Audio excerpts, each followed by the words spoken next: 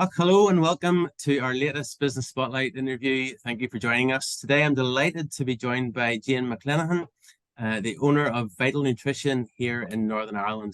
Hello Jane, how are you today? Good, Rich. How are you? Excellent, thanks, especially in this nice weather. It's great. And Hello. all the better for having you on the interview. Like, why don't you share with us, Jane, who you are, what you do, and how long you've been doing it for?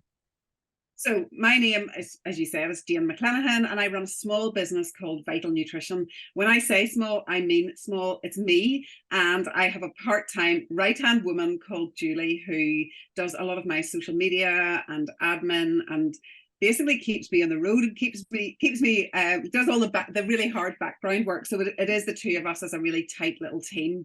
Excellent. So I set my business up in 2001, which, when you look back and you go, that's nearly 22 years ago. So I'll be 22 in October. Wow. That's pretty good going, isn't it? Congratulations. Thanks. And it's changed quite a lot over the years.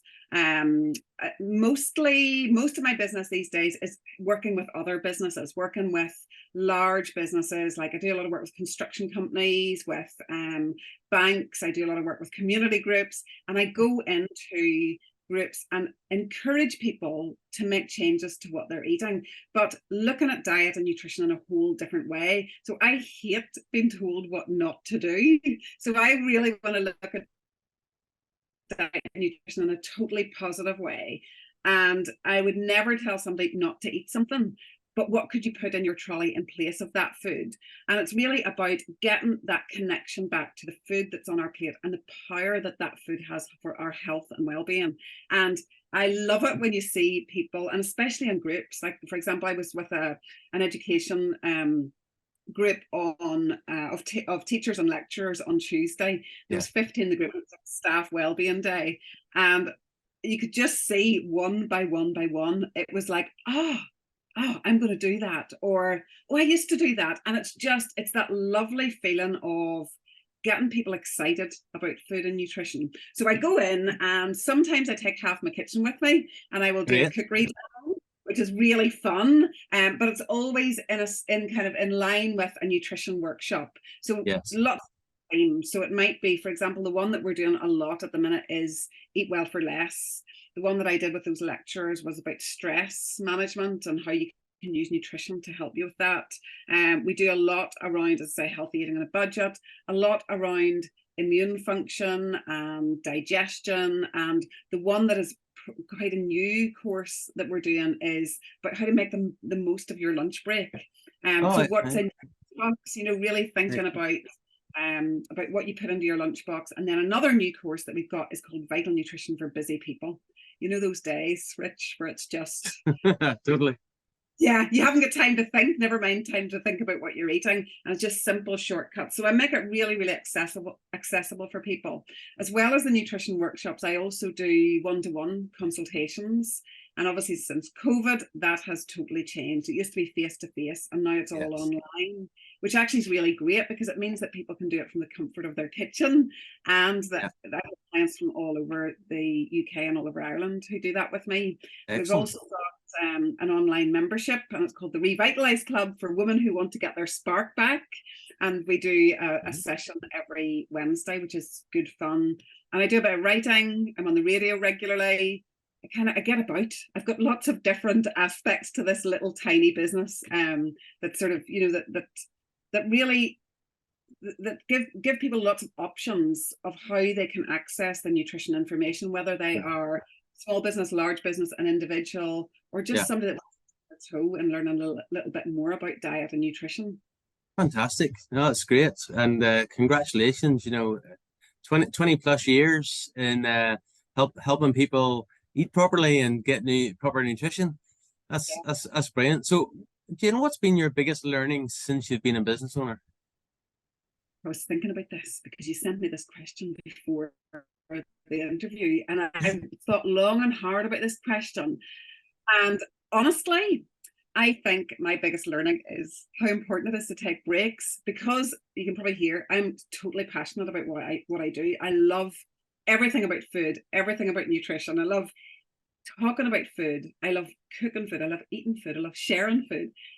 But sometimes I get carried away with myself, and I would happily, because I have been and probably am a workaholic, because I just love getting that message across to people. And for me, the biggest learning has been how important it is to take time out, not just holidays, but also time out in my week. So I schedule in regular exercise, because without my exercise, I don't have that escape mode. Yeah. So I get out on my bike, or I go for a run, or I go to an exercise class. So it's the time out. It's kind of that work-life balance, Rich, is probably my biggest. And I learned the hard way with that, really.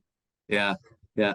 But I think that is a big sort of learning that people in business that run and get on that sort of hamster wheel, they do have to come to that realization, or as you know from our past life, because I met Jane thankfully when she came to a corporate that I worked for to help us, and I was just recovering at that stage, I guess from hitting that wall. So I could have done with seeing you maybe a couple of years prior to that, but it's so essential what you do, and it's great. So when you were growing up, is this something that you always wanted to do? 100%. Yes, yes. Brilliant, brilliant. I went to school in a small town called Limavady, which is up your way, actually. Yeah, yeah. And it was Limavady Grammar School. And I remember I was coming from a tiny country school in Eglinton. And I remember my first home economics lesson. And I was just blown away by this idea that food could have so much power in terms of our health.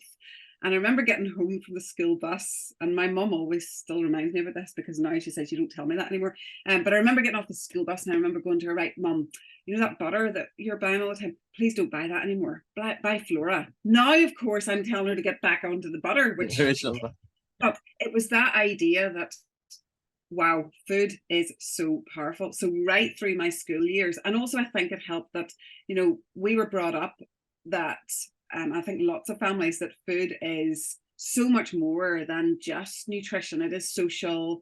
We eat when we're happy, we eat when we're sad, we eat to celebrate, we eat to commiserate. And, I think the power of food really goes beyond nutrition. And my grandparents were farmers. My mum is a brilliant cook. And there was always that, there was always food, good food, nutritious food made from scratch. So I always loved cooking and baking. And the other things, when I was little as well, I thought, I always loved, in those days, it would have been like, there was no TV, there was no Jamie Oliver. The TV chef in those days was Delia Smith. Delia and Smith, I loved her. I loved her because she was showing you these new ideas about how to cook.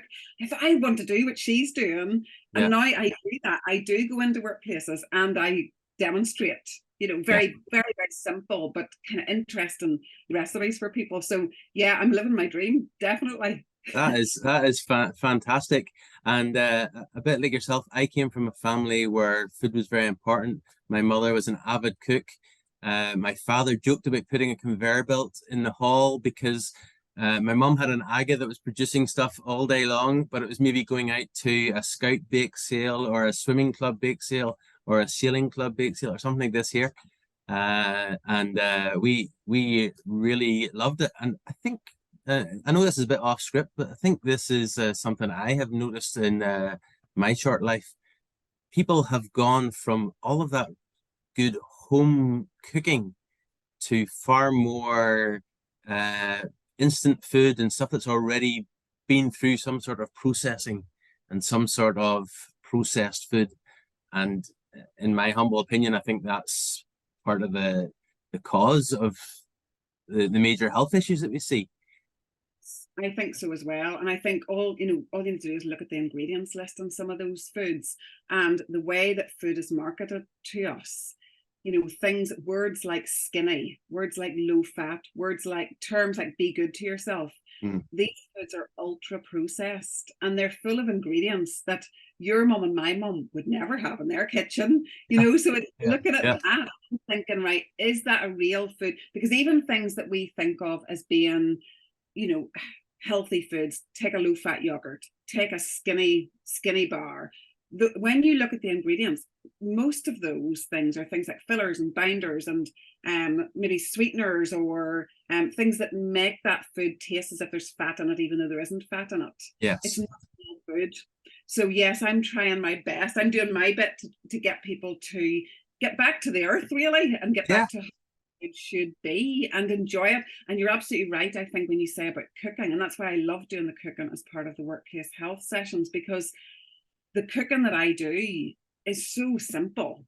And it might be, an example is, I was with a group this morning, and it's a small cancer charity that I've worked with for about 15, 20 years. And at all of those sessions, we do a cookery, we do 2 a month, and there's always a cookery class.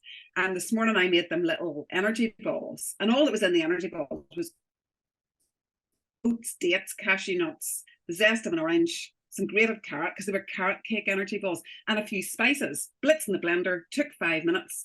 And there was 3 women there who are Slimming World, you know, like they are, Slimming World is their church nearly. Yes. And tell me about the fat. And I said, but the fat, it's good fat, just tasty. Yeah. And healthy fat. Yeah, and by the time they were going, they were saying, right, that's it. I'm getting rid of those bars and I'm going to start making these. And that to me is just, that's what it's all about, really. Totally. Yeah. Oh, fantastic. That's great. So you mentioned earlier about doing a little bit of writing. If I am correct, you have several books. Is that correct? Yeah. So I've got 2 books. I've got one called the Vital Nutrition Cookbook, which it's going to be 10 years next year. So I did that in 2014, and that's full of, it's got about over 50 recipes that are really low GI, slow, sustained, real food. It goes back to that idea, Rich, about the real food, and using similar ingredients in different ways. Nothing that you couldn't get in your supermarket. So that's been a brilliant wee seller for me, and yeah, people are still really loving that cookbook. I'm going to do an update for the 10th anniversary of it, and then the second book came out about 5 years ago, and it is more of a, you know, the way you get a handbook for your car that tells you how to drive it. Yes. Yeah. It's like a handbook for your body to tell you how to nourish it, and it goes through how to sleep better, how to reduce sugar cravings, things like digestive health, build your immunity. So it's a really nice little kind of dip in book as well. Brilliant. Well, let's hope a lot more people read it than they do the book of how to drive the car or to change the oil or whatever it is you're doing in the car. So did you have a favorite book or a favorite quote or saying or anything out there when you were going through business, or maybe you still have that as one of your guiding lights? Well, I kind of think around the idea about go with your gut instinct, and I like that for lots of reasons, because usually your gut doesn't, you know, you're kind of going with your own truth then, the thing that is right for you, the thing that's going to work for you. But also go with your gut, to me, really brings that idea around digestion, nutrition. You know, it's just kind of, it works for me, and it's something that I've always held in great store. I remember that, like, a lot years and years ago when I first heard it, and I thought, it sounds a bit woo-woo, but actually it just means that you're trusting yourself. I think, and you're using your experience to, you know, whether you're going to go with that or whether it feels the right fit for you or not. And I think that has definitely held me in good stead. Excellent. So what have you learned about yourself during this whole journey? I think, well, apart from definitely needing breaks, I think the one thing that I have learned is that it always has to come from the gut. It always has to come from a really honest, kind place. Yes. And if you can connect with people and get them to get it from a place of integrity, then that is how you get people to change. Like, I'm not in the business of forcing somebody to do something that they don't want to do. And I think a gentle approach, which is the way that I like to work, I think I've learned that about myself, that I'm more gentle. I'm strong but gentle as well, and I am resilient, and I can easily switch ideas and pivot and come up with lots of new ideas. But it's that idea that you work with people and you have a gentle approach and work together with people. it's a very inclusive, I like to work very inclusively with people rather than I'm standing up here as the expert, because despite all my years, I'm not the expert. I know what I know, but there's always new learning. So it's working with people to get the best for them, really. Superb. That's excellent, Sharon. And our community is really going to learn so much from you, Jane, and your experience. So what does the future look like for you? And what do you maybe see as some of the main challenges in that? Well, I think at the minute, obviously, the main challenge for all of us is the cost of living crisis. So one of the things that I have been focusing on so much this year, and I think I can see it continuing on, is working with employees and staff around how you can manage your food budget, how you can make the pennies in your purse go as far as possible. So new creative ideas around that.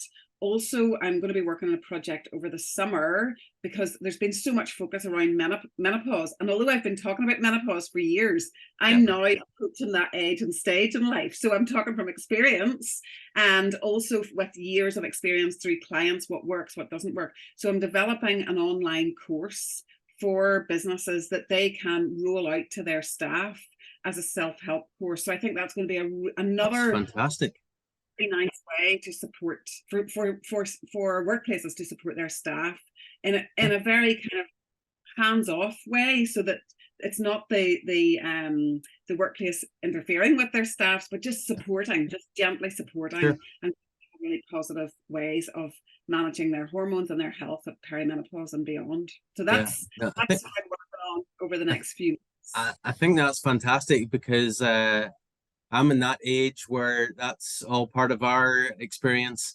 And I think Davina McCall has brought so much of it to the front now with her latest series and emphasis of it. But so important, so important.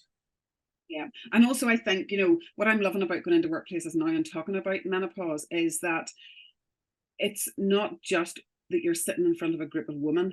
Everybody in the workplace is there. So it is, and going back to that idea that we talked about a minute ago, it is inclusive, it's empowering, it's educating, and it's also not the idea that menopause turns women into this, the idea that it's an old crone or that somebody's personality. It's just another stage in life. It's like puberty. It's another stage.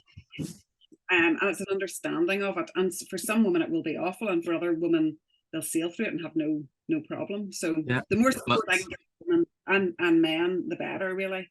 Yeah, totally. And to use the name of your business, Vital Nutrition is essential just during that whole phase and that whole change. Like there's nothing more critical, so it's great. That's excellent. So what would you say to anyone thinking about going into business? Well, I think if you've got a passion for it, and if you really, really want to do it, and you really believe in what you are selling, and for me, it's not about selling, it's about supporting. I know I have to sell because I'm a small business. I know I have to make profits and all that, but if you're really passionate about something, go for it, because it's your passion that will drive you through. If you're going for something because it's going to make you a load of money, I don't think, in my opinion, I don't think it will see you through as much as your passion. So if it's that and you're passionate, do it.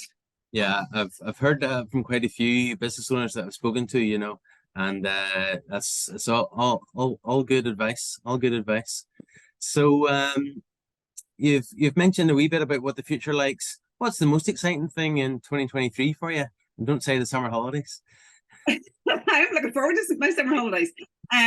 I think really I've taken on quite a few new clients, and I've met lots of really, I was at the Business in the Community Workplace Wellbeing event last week, and I've met so many new innovative businesses through that. So for me, the most exciting thing is working with new businesses who want not just a one-off, but are looking for a long-term approach in terms of their health and well-being, and building a relationship with new customers and my old stalwarts as well, really supporting my businesses in different ways. That is what drives me and excites me, definitely. And also I think this idea around the menopause support to a different way, that there's nobody that I can see at the minute, there's nobody else doing that just at the minute. So I'm really excited about what that is going to hold over the next 6 months as Oh well. yeah. And on a personal level, we have just got a camper van, so that is also very exciting, and we're going to be hitting the road. So yeah, holidays as well, Rich. Excellent, excellent. Well, I hope you have a wonderful time in it, and you do lots of cooking, and you'll be maybe cooking some outside as well, a little bit of open air cooking. So yes.